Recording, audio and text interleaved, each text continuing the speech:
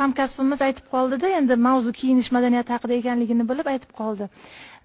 Yo'lda bir ayol, o'zbek ayoli hamma yog'i yirtiq shim kiyib olgan va qizini yetaklab ketayotgan ekan. Qizini tinimsiz tarbiyalab borayotgan ekanda, unday qilma, bunday qilma.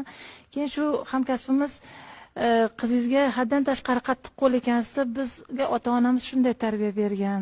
Mana biz yaxshi tarbiya olibmizki, kam bo'lmadik. Shuning uchun qizimdan ham shuni talab qilib boryapman deganda, o'zingizni kiyimingiz lekin juda qattiq tarbiya ko'rganga o'xshamaysiz-ku desa, men Xudoga shukr yirtiq shim kiysam hamki 5 mahal namozni kanda qilmayman debdilar-da. Mana endi bugun xuddi mana shu jumla nihoyatda urfga kirdi-da, urfga kirdi. Nima qilibdi short kiysam, nima qilibdi shim kiysam, nima qilibdi yirtiq shim kiysam, 5 mahal namoz o'qiyman-ku deydi.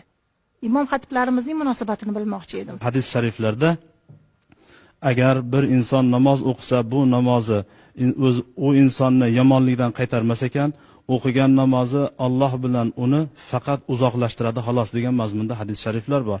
Shuning uchun 5 vaqt namoz o'qiyman, qalbimiz toza bo'lsa bo'ldi, kiyinish o'zimizning ishimiz yoki bu qilayotgan ishimiz o'zimizning xohish irodamiz degan nazariyani o'zlariga ro'kach qilayotganlar bo'lsalar, yo'q, unday emas. Dinni to'liqligicha qabul qilib, unga amal qilishga o'tishimiz kerak. Shu o'rinda yana bir narsaga to'xtalib o'tmoqchiman. Hozir shu kalta-kulta kiyish yoki ayollarning kiyimi haqida so'z ketdi. Bir narsa, biz imom xatiblarga mana nikoh o'qiymiz. Kelin kuyovlar kelishadi. Kuyovlar mana yuqorida Ilhom domla chiroyli gap aytdilar. Rasululloh akram alayhisolatu vasallam minbarga chiqib bir qo'llarida ipakni, ikkinchi qo'llarida tillani ushlab, bu ummatning erkagiga bu harom qilindi degan hadislari bor. Endi kuyov bolalar kelishyapti, qo'llariga tilla uzuk taqib olishgan. Bu nima? Bu aytishadi, o'sha nikoh uzugi. Nikoh uzugi degan tushuncha islom ta'limotida yo'q. Bu o'sha nasroniylikdan kirib kelgan tushuncha o'zi aslida. Rasululloh sallallohu alayhi vasallamning huzurlarida bir odam tilla uzuk taqib o'tirgan edi. U zot sallallohu alayhi vasallam ko'pchilikning ichida sizlarning biringlarga nima bo'ldi? Qo'liga jahannam olovini o'rnashtirib olibdi dedilar. Shuni o'zi kifoya qilar edi.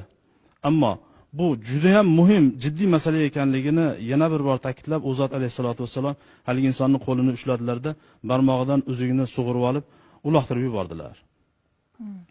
Bugungi kunda masjidlarda erkaklar kelib namoz o'qishyapti. Bo'ynilariga zanjir taqib olishgan, qo'llariga tilla uzuk, tilla soatlar taqib olishgan.